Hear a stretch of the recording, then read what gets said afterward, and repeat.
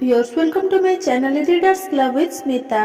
आज हम Napoleon Hill का book practical step to think and grow rich book का 15 चैप्टर का थर्ड पार्ट पढ़ने जा रहे हैं। उन व्यक्तियों की कहानी जिन्होंने विशेषज्ञतापूर्ण ज्ञान की शक्ति का दोहन किया है।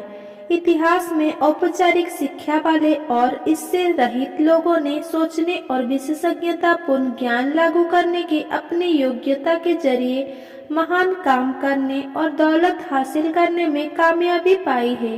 यहाँ कुछ कहानियाँ दी जा रही है जो बताती है कि विशेषज्ञतापूर्ण ज्ञान के उचित अमल से शक्ति कैसे हासिल की जा सकती है। हेनरी फोर्ड, बटन दबाते ही विशेषज्ञतापूर्ण ज्ञान। यह जरूरी नहीं है कि जिसके पास सामान्य या विशेषज्ञतापूर्ण ज्ञान की प्रचुरता हो केवल वही व्यक्ति शिक्षित होता है।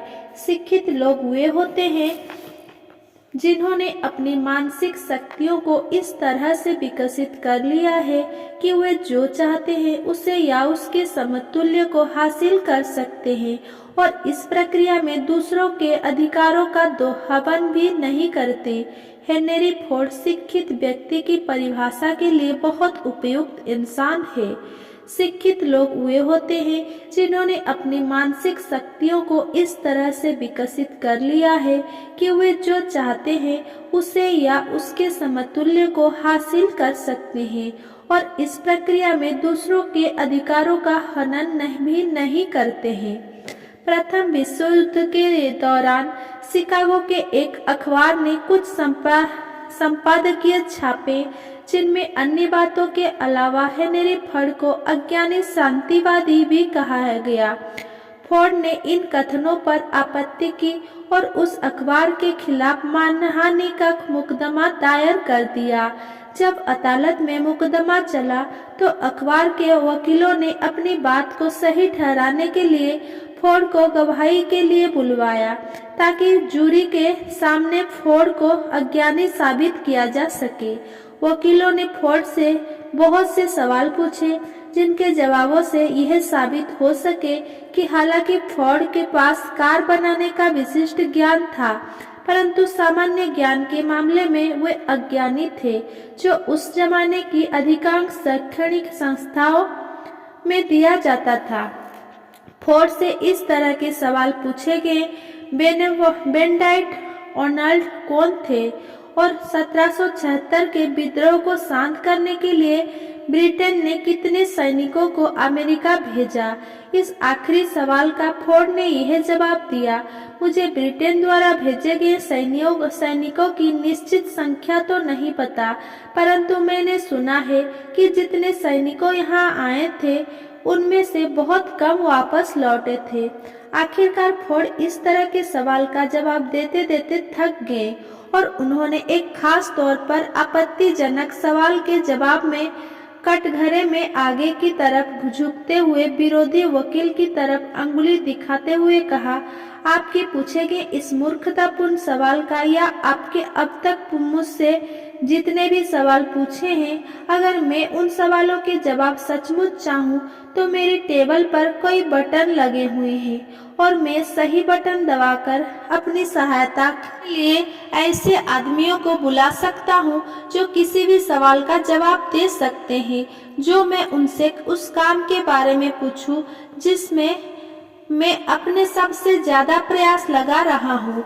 अब क्या आप मेहरबानी करके मुझे बताएंगे कि जब मेरे पास आसपास ऐसे लोग मौजूद हैं जो मेरी जरूरतों के हर सवाल का जवाब दे सकते हैं तो मैं सिर्फ उन सवालों के जवाब मालूम करने के लिए अपने मस्तिष्क में ढेर सारे सामान्य ज्ञान का अटाला क्यों इकट्ठा करूं? इन जवाबों में निश्चित रूप से दम था। इस जवाब से वकील की हवा निकल गई। अदालत में बैठे हर आदमी को यह एहसास हुआ कि ये जवाब किसी अज्ञानी आदमी का नहीं बल्कि एक शिक्षित आदमी का जवाब था। हर वो आदमी शिक्षित है जो जानता है कि जरूरत पड़ने पर उस ज्ञान कहाँ से मिलेगा और फिर वो उस ज्ञान को निश्चित कार्य योजनाओं में व्यवस्थित कैसे करेगा। अपने मास्टरमाइंड समूहों के सहयोग से हेनरी फोर्ड के पास वो सारा विशिष्ट ज्ञान था जिसकी उन्हें अमेरिका के सबसे अमीर आदमियों में से एक बनने के लिए जरूरत थी। ये अनिवार्य नहीं था कि यह सारा का सारा ज्ञान उनके अपने दिमाग में हो। एंटोनियो कार्नेगी, ज्ञान खरीदकर स्टील साम्राज्य बनाना। एंटोनियो कार्नेगी ने कहा था कि वे व्यक्तिगत रूप से स्टील व्यवसाय के तकनीकी पहलू के बारे में कुछ नहीं जानते। यही नहीं, उन्हें इसके बारे में कुछ जानने की खास परवाह भी नहीं था। स्टील बनाने और बेचने के लिए जिस विशेषज्ञतापूर्ण ज्ञान की आवश्यकता थी वो उनके मास्टरमाइंड समूहों की व्यक्तिगत इकाइयों के जरिए उनके पास मौजूद था। जो भी व्यक्ति शिक्षित है वो जानता है कि जरूरत का ज्ञान कहाँ पाया जाए और उस ज्ञान को निश्चित कार्य योजनाओं में कैसे व्यवस्थित किया जाए। एक सेल्समैन जिसे नए हासिल विशेषज्ञतापूर्ण ज्ञान से लाभ हुआ। आर्थिक मंदी के दौरान छंटनी में किराना स्टोर के एक सेल्समैन की नौकरी चली गई। एक ऐसी अर्थव्यवस्था में नौकरी खोजने के बजाय जहां नौकरियां कम थी, उसने अपना खुद का व्यवसाय बनाने का विकल्प चुना। चूंकि उसके पास बुककीपिंग का कुछ अनुभव था, इसीलिए उसने अकाउंटिंग का विशेष कोर्स किया और बुककीपिंग तथा ऑफिस उपकरणों के नवीनतम रूपों का ज्ञान हासिल किया। उसने अपने काम की शुरुआत उसी किराने वाले दुकानदार से की जिसके लिए वो पहले काम करता था। इसके बाद उसने 100 से अधिक छोटे व्यापारियों से अनुबंध किया कि वो उनका हिसाब किताब रखेगा और बदले में नाम मात्र का मासिक शुल्क लेगा। उसका विचार इतना सफल साबित हुआ कि जल्द ही उसे एक छोटे डिलीवरी ट्रक में चलता फिरता ऑफिस बनाना पड़ा जिसमें आधुनिक बुककीपिंग उपकरण रखे हुए थे। अब उसके पास इन चलित बुककीपिंग वाहनों का एक दस्ता है और सहयोगियों का एक बड़ा स्टाफ है जिनके द्वारा वो छोटे व्यापारियों को बहुत कम कीमत में बहुत ज्यादा और बहुत बढ़िया अकाउंटिंग सेवा देता है। विशेषज्ञ ज्ञान और कल्पना वे तत्व थे जिनकी बदौलत वो अद्भुत और सफल व्यवसाय खड़ा हुआ। इस सफल कारोबार की शुरुआत सिर्फ एक विचार से हुई। जब मैंने उसकी बेरोजगारी की समस्या के समाधान के रूप में ये योजना सुनाई तो उसने तुरंत कहा, मुझे विचार पसंद है, लेकिन मैं नहीं जानता कि इसे नकदी में कैसे बदला जाए।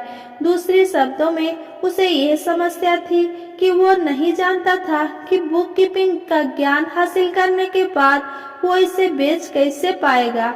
ये खास बाधा एक और उद्यमी ने सुलझाई जो सफलता की हमारी अगली कहानी की प्रमुख पात्र है।